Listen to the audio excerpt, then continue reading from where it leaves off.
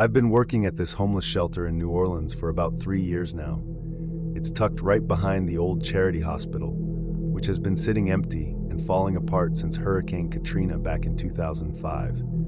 The hospital is this massive decaying building, tall with broken windows and graffiti all over the lower levels. During the day, it just looks sad and forgotten. But at night, especially when I'm on shift, it feels like something out of a bad dream. The neighborhood around here isn't great either. Lots of sketchy alleys, people hanging around who you don't want to make eye contact with, and random break-ins. I pull night shifts pretty often because the pay is a little better. And honestly, I'm used to the quiet, or at least I thought I was. That night, Hurricane Ida hit was different though. It was August 2021. I remember the date clear as day because it was the 16th anniversary of Katrina. And everyone was on edge about that. And for the worst, winds were supposed to top 150 miles per hour, and they were telling us to evacuate if we could. But the shelter, we couldn't just close up. We had about 50 clients staying there, folks with nowhere else to go, some with health issues, others just down on their luck. My boss asked for volunteers to cover a 24-hour shift, and I said yes. Figured I'd hunker down, keep an eye on things, and ride it out. I packed extra snacks, a flashlight, and my phone charger just in case. The shift started at noon. Outside, the sky was already turning that ugly gray-green color, and the wind was picking up, rattling the chain link fence about how this felt just like before. "Water's coming," he'd say, staring at the wall. I tried to calm him down, told him we were on higher ground this time. But truthfully, I was worried too. My phone kept buzzing with alerts, flash floods, tornado warnings. I paced the halls, flashlight in hand, checking for leaks.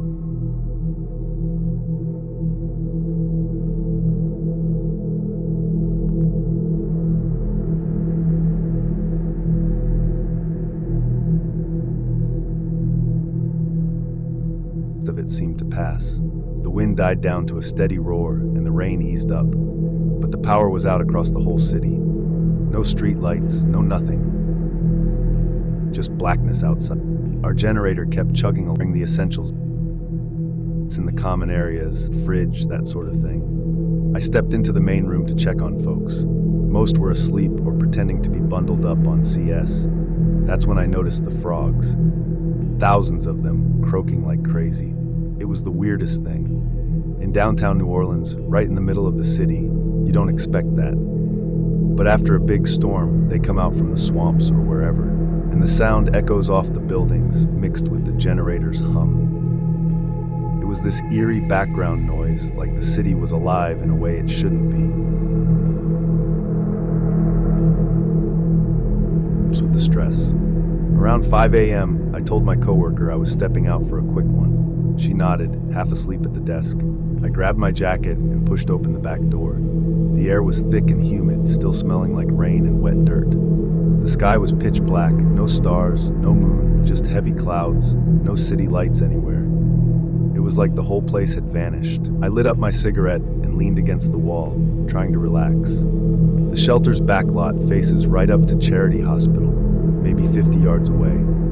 I've stared at that building 100 times on breaks, but in the dark like that, it looked even more imposing. Tall and silent, with vines creeping up the sides and windows like empty eyes.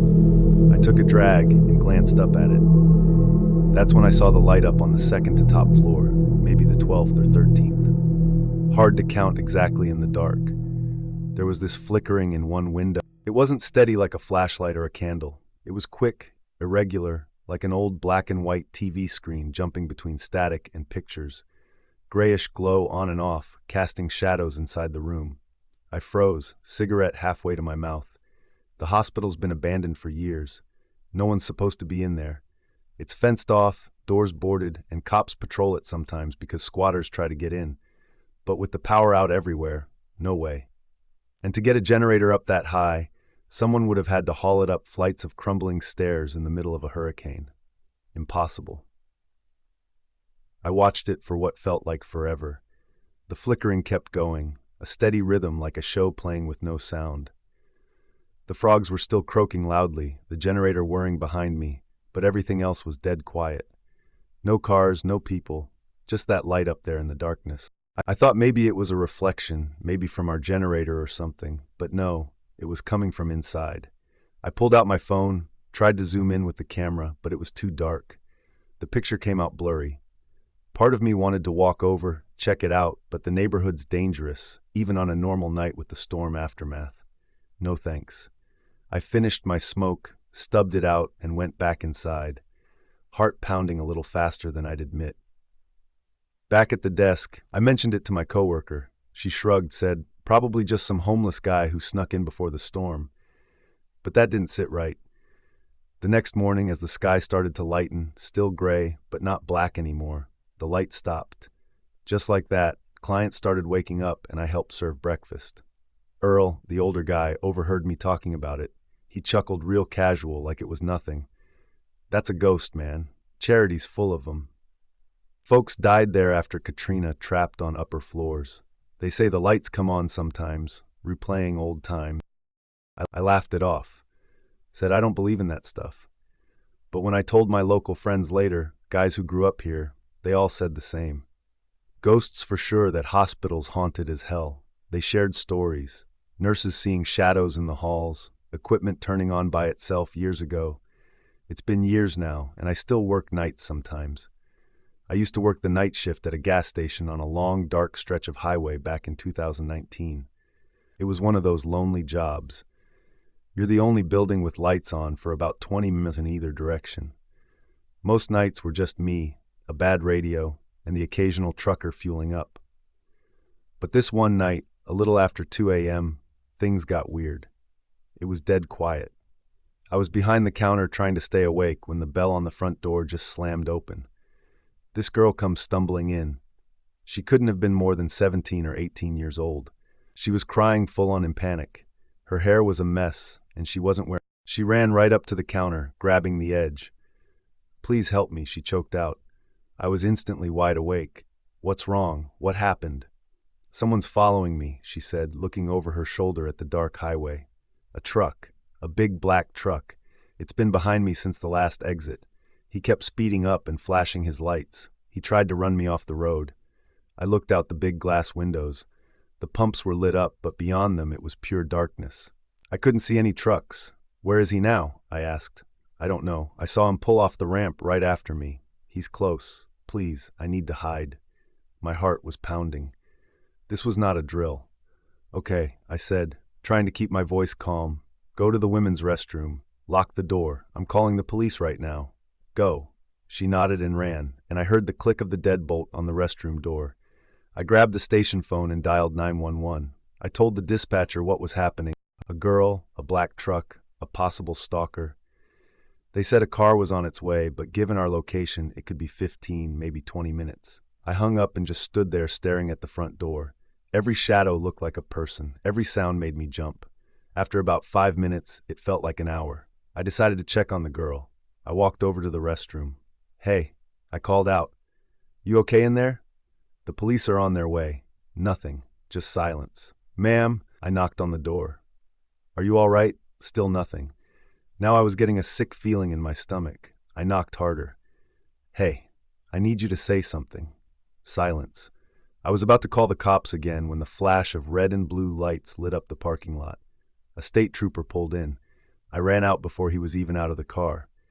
"She's in the restroom," I said, pointing. "She's locked herself in, and now she's not answering me." The trooper didn't waste any time. He went right to the door and banged on it with his fist. "Ma'am, state police." "Open the door." He tried the handle. Locked. He banged again. "Ma'am, I need you to open this door." He looked at me. "She's not responding." He took a step back and just kicked the door right near the handle. The frame splintered and the door flew open. He flicked on the light. The room was tiny, just a toilet and a sink, and it was completely empty. "What the hell?" I said. I was just standing there confused. The trooper didn't say anything. He just pointed. Above the toilet, there was a small frosted glass window. It was pushed wide open, and the bug screen was on the ground outside. "She must have climbed out," he said. "But why?" I was shaking. She was terrified. She was running from someone. The trooper had me go to the little office so we could check the security camera footage. It was grainy, but it was clear. We watched her run in. We watched her run into the restroom. We watched me call the police. We watched me knock on the door. We watched the trooper arrive. We fast-forwarded, rewound, and watched it again. The camera was aimed right at the front door in the registers. She went into that restroom and she never ever came out. Not through the door anyway. The window opens up to that big field behind the station, the trooper said, writing in his notepad. She could be anywhere by now. He kind of treated it like a runaway kid who got spooked and ran from everyone, including me. They left and I had to finish my shift. I was terrified. Every minute felt like a year. I almost quit that day, but I needed the money. I worked the next night and the night after, jumping at every sound. 2 days later, the same trooper came back.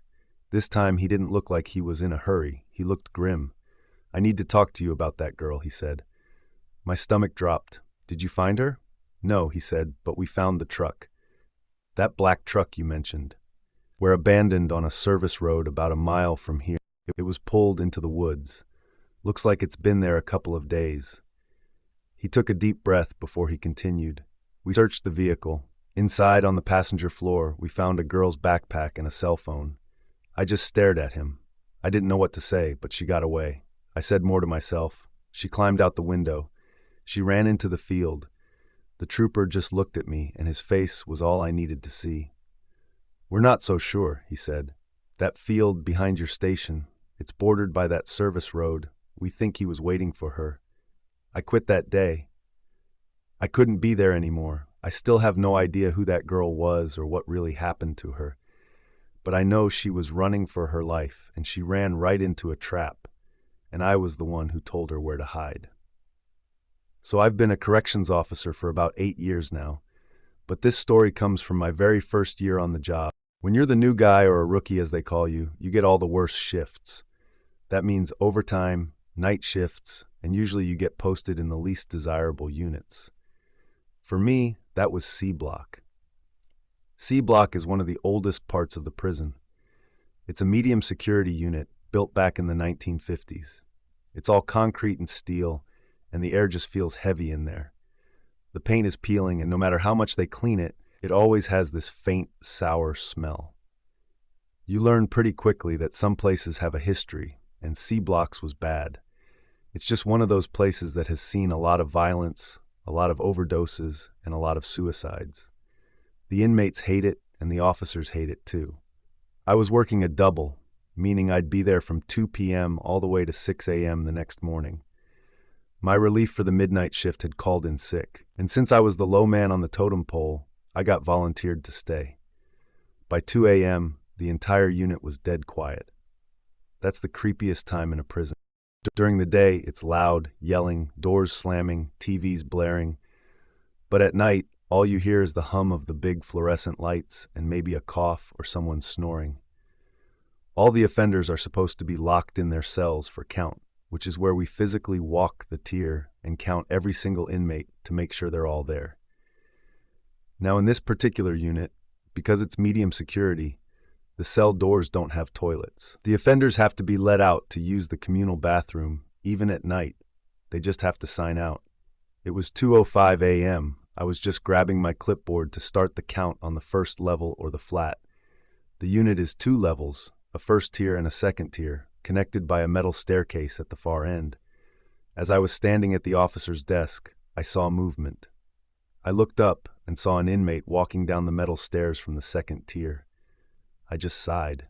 It always happens right at the count. Someone always picks that exact moment to need the bath. I watched him. He was tall, really skinny, and had long, dark dreadlocks that hung down his back. He didn't look at me. He just walked right past the desk, real quiet, and went straight into the bathroom. I was annoyed. This was going to make my count wrong. If I count his cell and he's not in it, I have to mark it down. I needed to know who he was. I walked over to the bathroom entrance. The door was propped open, as it always is. I stood at the doorway and called in. "Hey, I'm starting to count. What cell are you in?" No answer. All I could hear was one of the faucets at the back dripping. "Look, man, I'm not playing," I said a little louder. "I need your cell number or you're getting a write-up. It's time. Still nothing. Just the drip now. I was mad. I figured he was in there trying to smoke or something. I pushed the door open all the way and stepped inside. All right, man, let's go. I walked into the bathroom. It's a long room. Sinks on one side, shower stalls on the other, and toilet stalls at the very back. The room was empty. I'm not talking. He's hiding. I'm talking empty. I felt this weird chill go up my spine. I walked the length of the bathroom. I pushed open every single toilet stall door. Empty. I went to the shower stalls. They didn't have curtains, just small concrete dividers. I looked in each one. Empty. There is no other way out of that bathroom. No windows, no vents big enough for a person. Just the one door I was standing in. He couldn't have passed me. I was standing right there. It was impossible. He walked in and I followed him, and maybe 10 seconds later, he was just gone. I finished my count. I was shaking the whole time. My count was perfect, which meant every inmate was in their cell, exactly where they were supposed to be. There was no one out of place. The rest of the night, I just sat at the desk watching that bathroom door. At 6 a.m., when my shift finally ended, I was in the break room turning in my keys. One of the old-timers, a guy named Miller who had been working there for 20 years, was sitting there drinking coffee. "Rough night, rookie?" he asked. I hesitated. I didn't want to sound crazy. "Hey, Miller," I said, trying to sound casual. "Have you ever seen weird stuff in Seblock?" He looked up at me, his eyes kind of sharp. "What kind of weird stuff?" I told him. I told him about the 2 a.m. count, the guy coming down the stairs, and how he walked into the bathroom and just vanished. Miller didn't laugh. He just took a slow sip of his coffee. He looked at me for a long second, and then he asked the question that I will never ever forget. "Was he tall?" Miller asked, his voice low. "Real skinny with long dreads." My blood turned to ice. I just nodded. Miller nodded back like he was confirming something. "That's Mr. Bones," he said like he was talking about the weather. "Inmate named Samuel. He hung himself in the back shower stall about 10 years ago. He was tall and skinny, had those dreads." He paused and took another drink. "Don't worry," he said, patting me on the shoulder as he stood up. "He's just part of the night shift. He still hangs around." I just stood there. I still work in that prison. I've been promoted and I don't have to work in C Block very often. But when I do, and when it gets close to the 2 a.m. count, I find a reason to be busy. I don't look at that staircase, and I definitely don't look at that bathroom.